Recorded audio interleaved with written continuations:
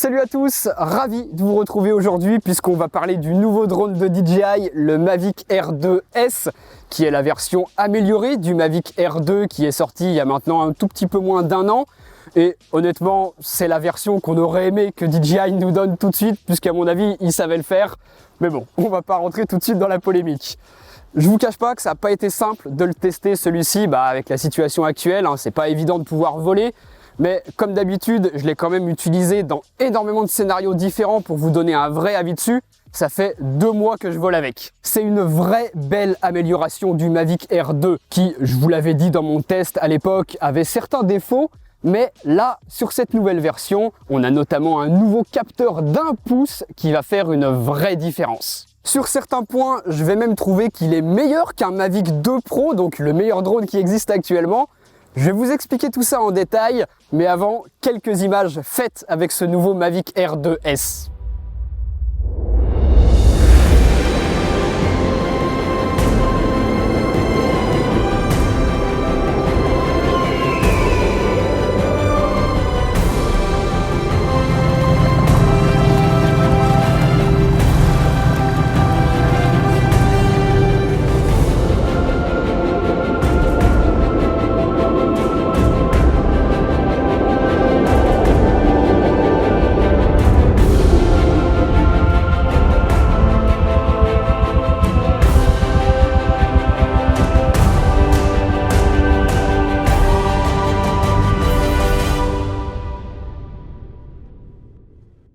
Ce nouveau drone, il ne s'appelle plus Mavic, c'est juste DJI Air 2S, mais dans l'esprit, c'est un Mavic. Le form factor est exactement le même que le Mavic Air 2, et d'aspect extérieur, seule la caméra est vraiment différente. Les batteries sont exactement les mêmes que celles du Mavic Air 2, on pourra d'ailleurs les réutiliser, et c'est toujours le même système de bras qui se replient pour faciliter le transport et des hélices qui peuvent se remplacer très facilement sans outils, au cas où on les abîme et que l'on ait besoin d'en changer sur le terrain. Même système également pour les accessoires. Vous avez un pack de base avec le drone, la radiocommande et une batterie, et si on a plus de moyens, on peut se tourner vers le pack Flymore avec la sacoche de transport, 2 batteries supplémentaires, une station de charge, plein d'hélices de rechange et des petits accessoires comme des filtres ND. Bien pratique, et peu importe le pack que vous prenez, tout tient dans la sacoche de transport. Donc de quoi voyager relativement léger et ne pas forcément avoir besoin de prendre un gros sac avec soi lorsque l'on part voler. La compacité, c'est vraiment le gros point fort, c'est parfait. Et tout ça fait du DJI Air 2S le plus petit drone avec un capteur 1 pouce. Ce capteur est 2 fois plus grand que le précédent et c'est ça la plus grosse amélioration. Les images que l'on obtient sont superbes. C'est clairement au niveau d'un Mavic 2 Pro maintenant que l'on a un capteur aussi grand et que le bitrate a encore été légèrement augmenté. On sera là à 150 mégabits par seconde au maximum. Par contre, le mode vidéo HDR a disparu sur cette seconde version du Mavic Air 2. Alors, je vous avais dit que de toute façon, je le trouvais pas très bon, on gagnait pas en dynamique et il avait tendance à sursaturer les couleurs. Je vous conseillais plutôt même de filmer dans d'autres profils d'images, donc finalement, c'est pas du tout une grosse perte de ne plus l'avoir. Sur ce DJI Air 2S, pour avoir la meilleure dynamique possible et donc récupérer un maximum d'informations à la fois dans les hautes et les basses lumières, je vous conseille de changer le profil par défaut et de passer en log, puisque c'est l'une des nouveautés. On n'a plus uniquement un profil plat, mais réellement du log, donc une image très décontrastée, désaturée, et qui contient un maximum d'informations pour nous laisser pas mal de latitude en post-production lors de l'étalonnage. C'est vraiment intéressant à utiliser puisque l'autre nouveauté qui vient avec ce profil log, c'est du 10 bits pour les couleurs, donc de quoi beaucoup plus les pousser que sur les précédents Mavic Air qui étaient tous limités à du 8 bits. La différence est énorme puisqu'en passant en 10 bits, vous le voyez, on a beaucoup plus de nuances de couleurs et les dégradés sont bien plus doux. Ça va notamment nous permettre d'éviter l'effet de banding très souvent présent dans le ciel lorsque l'on étalonne des plans avec peu d'informations de couleurs, et sur des images de drone, vous vous doutez bien que du ciel on n'en manque pas, donc avoir du 10 bits ça fait une vraie différence. Capteur d'1 pouce, 10 bits pour les couleurs et un profil log, c'est exactement la même chose que ce que l'on a sur le Mavic 2 Pro, le meilleur drone actuellement, mais là sur un drone encore plus compact. En utilisant exactement les mêmes réglages sur les deux drones et après étalonnage au montage, je ne vois aucune différence de qualité d'image ou même de dynamique. C'est super. Le Mavic 2 Pro était une référence et là, ce DJI R2S fait aussi bien. Donc en termes d'optique, de gabarit bien évidemment, d'autonomie, de mode de vol qui sont disponibles et plein d'autres petites choses que je vous expliquerai ensuite, oui, il y a des différences entre ce DJI R2S et un Mavic 2 Pro, mais si on s'intéresse uniquement aux résultats, à la qualité d'image que l'on obtient avec ces deux drones, moi, très honnêtement, je vois pas de différence, et encore plus si vos images terminent sur YouTube avec la compression, tout ça. Franchement, personne ne fera la différence, on a donc la meilleure qualité d'image qui existe aujourd'hui sur un drone pliable. Génial donc, et comme si c'était pas suffisant, je vous le disais en introduction de vidéo, sur certains points, ce DJI R2S est meilleur qu'un Mavic 2 Pro, notamment sur les choix de définition et les fréquences d'image. On a par exemple de la 5,4K, ce qui va nous permettre, dans un montage en 4K par exemple, d'avoir une meilleure sensation de piqué dans l'image, puisque l'on va adapter de la 5,4K en 4K. Ensuite, toujours si vous diffusez en 4K, avoir une définition supérieure, ça vous permet de zoomer légèrement sur votre sujet sans trop de perte de qualité, ce qui peut être intéressant lorsqu'on ne peut pas s'approcher physiquement de bâtiments par exemple. Et dans un esprit un peu plus créatif, zoomer dans son image sans trop perte de qualité, ça permet par exemple de créer un effet vertigo. Je vous affiche ici le résultat, vous voyez que ça fait tout de même son petit effet, même si évidemment c'est moins bon que si on avait un zoom optique. Mais en tout cas, voilà plusieurs intérêts de filmer dans une définition supérieure à de la 4K. Et enfin, si l'on veut faire des ralentis cette fois, on peut filmer à 120 images par seconde en Full HD. Le 240 fps a visiblement disparu, mais comme de toute façon, ce n'était pas en Full HD que la vidéo était la meilleure, moi je conseille plutôt de se mettre en 4K à 50 images par seconde. Ça permettra en post-production de ralentir jusqu'à 2 fois ces images, donc la plupart du temps, c'est suffisant. Autant au sol, oui, pouvoir faire de gros ralentis, c'est utile, mais en drone, dans les airs, moi, j'en ai très rarement besoin, et du 50 images par seconde en 4K, ça me suffit. Ça va vraiment dépendre de ce que l'on filme. Donc toutes ces options de définition d'image, de framerate, c'est super. On fait de magnifiques images, mais bon, faire de belles vidéos au bord de la mer avec un grand soleil, c'est facile, n'importe quel drone peut le faire, pas spécialement celui-ci. En fait, ce nouveau capteur plus grand d'1 pouce, le log et le 10 bits pour les couleurs, ça va surtout nous être utile lorsqu'on est dans des conditions lumineuses un petit peu plus compliquées. Le Mavic R2 bruitait pas mal dans les ombres, et c'était normal, le capteur était petit et on ne pouvait pas avoir de miracle, mais là, ce DJI R2S s'en sort bien mieux grâce évidemment au nouveau capteur 2 fois plus grand. Vous le voyez, même lorsque l'on n'a pas un grand soleil, on arrive quand même à en tirer de bons résultats et les vidéos sont très propres. En photo, ce nouveau capteur va également faire une belle différence par rapport à celui que l'on avait l'année dernière, puisque là, on est sur du 20 millions de pixels contre 48 auparavant. 20 millions de pixels, c'est totalement suffisant pour faire de la photo. Même si l'on veut en faire des tirages, et surtout, c'est un juste milieu intéressant entre nombre de mégapixels et taille des pixels par rapport au capteur. Sur le Mavic R2, les photosites étaient minuscules et je vous avais expliqué à l'époque que ça expliquait le fait que le drone n'était pas très bon dès lors que l'on n'avait pas une très bonne lumière. Plus les photosites sont gros, plus ils captent de lumière. Et là, sur le DJI R2S, le changement est énorme, vous le voyez. On est sur le même ratio taille de capteur, taille de pixels que ce que l'on a sur le Mavic 2 Pro. C'est donc ce qui se fait de mieux aujourd'hui, à la fois pour la vidéo et la photo. Parmi les modes de prise de vue rapide, vous avez la photo toute simple, vous avez également un mode intelligent qui va reconnaître la scène photographiée pour ajuster tous les paramètres pour vous donner le meilleur résultat possible. Vous pouvez faire du bracketing en choisissant le nombre de photos et des rafales. Donc ça, ce sont les modes rapides si vous voulez pas vous prendre la tête. Et si vous êtes un utilisateur un petit peu plus expérimenté, que vous voulez aller plus loin, avoir plus de contrôle, vous pouvez activer le fait de capturer à la fois des JPEG et des fichiers RAW, ce qui vous laissera la possibilité en post-production d'éditer précisément votre fichier photo. Donc génial ce nouveau capteur. À vérifier, mais j'ai l'impression que c'est le même que celui que l'on a sur le Mavic 2 Pro. En tout cas, c'est la même taille, 1 pouce, le même nombre de mégapixels, 20, donc la même taille de photosite. L'optique par contre, elle, est différente. Là, on a un équivalent 22 mm, donc très légèrement plus large que le 28 mm du Mavic 2 Pro, mais surtout, là, sur ce DJI R2S, on n'a pas d'ouverture variable. Sur le Mavic 2 Pro, on peut jouer avec ce paramètre. On pourra soit ouvrir en grand à f2.8 ou alors fermer jusqu'à f11 et toutes les valeurs intermédiaires, là où sur ce DJI R2S, on sera constamment à un équivalent f2.8. C'est un peu plus contraignant puisque pour contrôler l'exposition lorsque l'on vole en pleine journée avec beaucoup de lumière, la seule solution c'est d'augmenter la vitesse d'obturation, ce qui, à partir d'un certain seuil, a pour conséquence de rendre tous les mouvements à l'image peu naturels.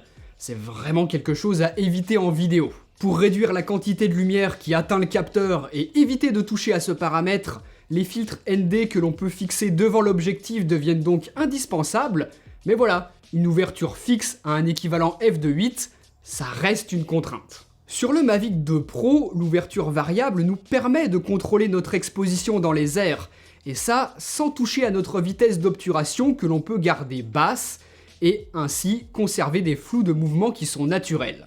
Et en fermant un petit peu l'optique, on a également un meilleur piqué qu'à pleine ouverture. Donc voilà, suivant les situations dans lesquelles on vole, pouvoir faire varier son ouverture pour contrôler l'exposition sans toucher à d'autres paramètres, c'est quelque chose d'extrêmement pratique et qui reste l'un des avantages du Mavic 2 Pro, le seul drone compact qui est capable de ça aujourd'hui, et c'est l'un des seuls avantages qu'il va garder par rapport à ce DJI R2S, donc ça va être à vous de voir à quel niveau vous situez ça, ce confort d'utilisation supplémentaire, parce qu'à côté de ça, le Mavic 2 Pro, il lui manque énormément de modes de vol qu'a lui ce DJI R2S. On peut toujours réaliser des hyperlapses, donc soit le logiciel va combiner lui-même automatiquement toutes les photos et vous livrer une vidéo, soit vous le faites vous-même.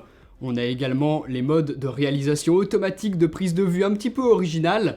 Vous encadrez comme ici votre sujet et ensuite le mouvement démarre sans que vous ayez besoin de toucher à quoi que ce soit.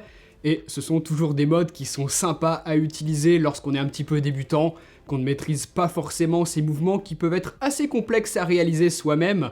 Là, tout se fait automatiquement et vous avez systématiquement un résultat qui est quand même vraiment cool. Je l'utilise pas à chaque fois, mais c'est super de pouvoir compter dessus quand on en a besoin.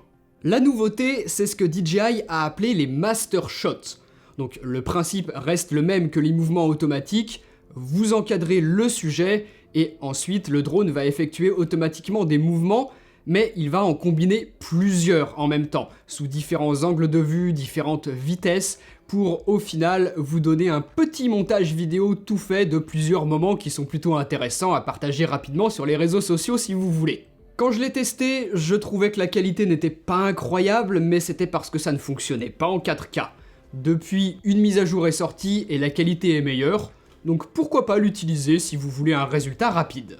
L'autre nouveauté dans les modes automatiques, c'est l'Active Track qui passe en version 4.0 et qui est donc encore plus performant pour suivre automatiquement son sujet sans que l'on ait besoin de toucher au drone et qu'il évite automatiquement tous les obstacles qu'il rencontrera sur sa route. Ça fonctionne super bien, c'est impressionnant. Avec ce mode, on est vraiment autonome. On n'a plus forcément besoin d'un deuxième opérateur pour piloter le drone si on est seul et qu'on veut qu'il nous suive automatiquement. Et même en essayant de le piéger, en disparaissant de son champ de vision, le drone est suffisamment intelligent pour me retrouver dans l'image et se remettre à me suivre. Que je marche, que je cours, il esquive absolument tous les obstacles qui se trouvent face à lui. Même ici, dans le cas où ce sont de petits branchages, le drone le repère. Donc voilà, c'est vraiment un mode qui est génial, l'un des meilleurs sur ce drone maintenant qu'il est encore plus performant qu'avant. Par contre, toujours la même déception puisque ce mode de suivi automatique ne fonctionne pas à haute fréquence d'image. Vous voyez qu'il va refuser de me suivre automatiquement puisque je me trouve en 4K à 50 images par seconde et je suis obligé de descendre à 25 images par seconde pour que le suivi automatique fonctionne. Voilà, vous avez saisi le dilemme. Si vous voulez suivre un sujet en mouvement et à la fois pouvoir ralentir les images en post-production, vous ne pourrez pas utiliser le suivi automatique et ce sera à vous de bien savoir piloter. Par contre, attention, puisque si vous suivez votre sujet de dos, à ce moment-là, pas de problème, si jamais un obstacle arrive en face, vous le verrez, vous pourrez soit freiner, soit l'esquiver. Mais par contre, si vous décidez de voler latéralement, là, il faudra vraiment être vigilant, puisqu'il n'y a aucun détecteur d'obstacles sur les côtés sur ce DJI R2S. Donc, volez latéralement si vous voulez, mais veillez à le faire dans un endroit dégagé, puisque s'il y a un obstacle, vous ne le verrez pas, puisque la caméra est en face, pas sur les côtés, et le drone non plus ne verra rien du tout, puisqu'il n'y a pas de détecteur d'obstacles sur les côtés. Il y a seulement des détecteurs d'obstacles devant, derrière, en bas, comme sur le Mavic R2, et à présent en haut, sur ce DJI R2S. Donc c'est toujours aussi efficace, c'est impressionnant, vous l'avez vu tout à l'heure. Et lorsqu'un obstacle est détecté, vous aurez le choix dans les réglages entre arrêter le drone face à cet obstacle ou bien le contourner. À vous de voir ce que vous préférez. Avec ces nouveaux détecteurs d'obstacles, le capteur plus grand et la nacelle forcément un petit peu plus grosse, un petit peu plus robuste, ce drone est légèrement plus lourd de quelques grammes que le précédent et on perd également quelques petites minutes d'autonomie. Là, c'est 31 minutes de vol annoncées par DJI. Dans la réalité, c'est évidemment un petit peu moins et ça dépend énormément du vent, de votre manière de voler et des modes que vous allez utiliser. Moi, de ce que j'ai constaté, c'est à peu près ça et ça correspond environ à 25 minutes de vol, puisqu'on évitera de prendre trop de risques avec le niveau de batterie. On va pas attendre les 1%, ce serait bien dommage de devoir poser en urgence son drone bien loin de là où on se trouve. Une seule batterie, ça peut suffire si vous volez peu dans votre journée, mais j'aurais quand même tendance à vous conseiller d'en acheter au moins une deuxième, puisque je vous l'ai déjà dit plein de fois, il n'y a rien de plus frustrant que de se trouver dans un lieu magnifique, d'avoir envie de voler et d'être à court de batterie. En avoir plusieurs, c'est donc bien pratique, parce que c'est le seul moyen de voler plus longtemps, puisque par exemple, le port USB type C sur le côté ne permet toujours pas de recharger le drone, mais juste d'accéder au stockage interne. Le seul moyen de recharger le drone, c'est d'enlever la batterie et de la recharger sur secteur. Donc je trouve toujours ça aussi dommage lorsqu'on sait que DJI permet sur son Mavic Mini par exemple de le charger avec une batterie externe. C'est super pratique lorsqu'on n'est pas chez soi, d'autres constructeurs le proposent aussi. J'aimerais vraiment que DJI s'y mette. C'est pour ça que je vous dis qu'avoir plusieurs batteries c'est quand même bien plus sécurisant. Notamment si vous comptez beaucoup utiliser les modes de vol automatique qui pompent pas mal la batterie. Je pense notamment au mode hyperlapse qui peut vite durer un bon moment et qui à lui seul vide quasiment entièrement une batterie. Il vous reste juste de quoi faire l'aller-retour par rapport à là où vous voulez démarrer votre hyperlapse. À vous de voir. Une batterie ça peut suffire à certains, parce que je sais pas si vous vous rendez compte, mais tout de même, 25 minutes dans les airs, c'est quand même énorme. Ça laisse de quoi faire énormément de vidéos, de photos, et peut-être que c'est votre carte SD qui sera remplie avant que votre drone n'ait plus d'autonomie. Au cas où ça vous arriverait, pas de panique, DJI a bien pensé les choses, puisque le drone a un stockage interne de 8 Go. Ça se remplira tout de même très vite, surtout si vous filmez en 5,4K, donc voyez surtout ça comme une solution de secours si vous avez votre carte SD pleine, ou alors que vous avez oublié de la mettre avant de décoller.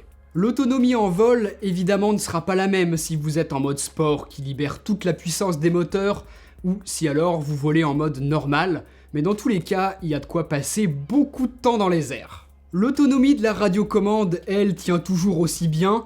Pour vous donner un exemple, je vide 4 batteries de drone, donc 2 heures de vol sans en arriver à bout. C'est super, sachant qu'à chaque fois elle rechargeait mon smartphone branché dessus. Elle est géniale cette radiocommande, malgré le fait qu'on puisse la trouver un petit peu encombrante. Au fil des années, les drones deviennent de plus en plus petits et les radiocommandes de plus en plus grosses. À l'intérieur, nouveau système de transmission pour le retour vidéo. C'est toujours un signal radio, plus stable, plus fiable qu'une liaison Wi-Fi entre le drone et la radiocommande pour le retour vidéo, mais là c'est de l'OcuSync 3.0, le protocole de DJI un petit peu plus performant que l'OcuSync 2.0 que l'on avait à présent sur leur drone. La portée du retour vidéo en Full HD monte jusqu'à 12 km au maximum, donc voilà, bien évidemment si on volera jamais à de telles distances, ça vous donne une idée de la robustesse de ce signal, encore plus performant notamment grâce à l'utilisation de plus d'antennes qu'auparavant. Moi, je trouvais déjà l'OcuSync 2.0 excellent. J'avais quasiment jamais de déconnexion, même en passant derrière des montagnes, derrière des arbres ou des bâtiments, je n'avais quasiment jamais de perte de mon retour vidéo. Là, avec l'OcuSync 3.0 encore plus stable, logiquement, même chose, Je n'ai jamais perdu mon retour vidéo, peu importe l'endroit où je volais, que ce soit bien dégagé ou alors avec des obstacles. Voilà, ce signal radio entre le drone et la radiocommande à la fois pour les contrôles et le retour vidéo en Full HD est extrêmement stable, extrêmement fiable, ça fonctionne parfaitement, on a une vraie sécurité. Et d'ailleurs, je vous rassure, si par malheur vous perdez le retour vidéo sur l'écran du smartphone, vous ne perdez pas les contrôles du drone, les deux sont indépendants. Perdre le retour vidéo, ça peut faire peur la première fois, mais si jamais ça vous arrive, le bouton de retour automatique sur la radiocommande fonctionne toujours aussi bien, le drone va revenir à son point GPS de décollage, ou bien à celui de votre position actuelle, suivant ce que vous aurez choisi dans les réglages de l'application. Sinon, pour en finir avec cette radiocommande, d'aspect extérieur, c'est exactement la même que celle qu'on avait sur les Mavic Mini 2 et sur le Mavic Air 2. On a toujours le raccourci pour démarrer l'enregistrement et la molette qui contrôle la nacelle, et ensuite, vous le voyez, le smartphone posé sur le dessus nous sert de retour vidéo, avec les contrôles juste en dessous. Dans l'application, on pourra modifier les ISO et la vitesse d'obturation pour exposer correctement notre image, et pour nous aider à ça, on a plusieurs outils ici comme l'histogramme et l'alerte de surexposition qui nous avertira. On peut également activer des grilles de composition pour cadrer plus facilement son sujet. Donc l'application est plutôt bien faite, on a beaucoup d'outils à l'intérieur qui peuvent nous être utiles, à vous d'activer ce qui vous intéresse ou pas. Par exemple, si on va dans la section contrôle, on va pouvoir paramétrer précisément la façon dont réagit la nacelle au mouvement que l'on va faire avec la molette qui se trouve au dos de la radiocommande. Vous voyez que pour chaque mode de vol, le mode normal, le mode sport et le mode trépied, le mode lent, on peut individuellement paramétrer tout ça. Donc c'est pas mal du tout, l'application a bien évolué depuis ses débuts, on a pas mal de possibilités, mais pourtant on n'a pas autant de possibilités de contrôle que ce que l'on a sur l'application qui permet de gérer le Mavic 2 Pro. Sur celui-là, on peut par exemple paramétrer précisément la réactivité des moteurs, et donc être plus précis lorsque l'on actionne les joysticks, mais on a également la possibilité de modifier par exemple le contraste et la netteté, chose que DJI a toujours tendance à trop accentuer. Donc mis à part ces petits réglages que l'on n'a pas, l'absence de détecteur d'obstacles sur les côtés et l'ouverture de l'optique qui est fixe, ce DJI Air 2S c'est un Mavic 2 Pro miniature et c'est une vraie belle amélioration du modèle de l'année dernière puisque tous les défauts ont été corrigés et c'est à se demander, comme je vous le disais en introduction de vidéo, si DJI aurait pas pu nous faire ça il y a déjà un an. Le capteur est 2 fois plus grand, cette fois-ci DJI a pas fait la bêtise de nous mettre trop de mégapixels dessus. On a un profil log, du 10 bits pour les couleurs, de la 5,4K comme haute définition et de haut framerate également en 4K, la 4K 60. On a un form factor qui est génial, pliable, super léger, facile à transporter partout avec soi, avec une très bonne autonomie, et une liaison radio encore plus stable, encore améliorée. Il est génial ce drone, super compact pour pouvoir l'emmener partout avec soi, et avec on pourra faire des images sublimes pour du loisir, ou même faire des prestations professionnelles sans aucun problème. Si vous, c'est ce style d'image là qui vous plaît, plus stable, plus posé, plus contemplatif en fait que ce que l'on aurait avec du FPV, bah vous allez adorer ce nouveau DJI Air 2S. Comme d'habitude, si vous avez envie de l'acheter tout en soutenant la chaîne YouTube, vous avez des liens juste en dessous en description de vidéo. Soit vous prenez le pack de base, soit vous prenez le pack Flymore avec tous les accessoires et les batteries en plus. Donc vraiment, ça, c'est à vous de voir en fonction de vos besoins et évidemment de votre budget. Voilà, vous savez absolument tout ce qu'il y a à savoir sur ce drone. Une belle réussite de DJI tout de même. Mais vous, dites-moi un petit peu ce que vous en avez pensé. Les commentaires sont faits pour ça. Et puis moi je vous donne rendez-vous très bientôt pour d'autres vidéos. Allez, salut!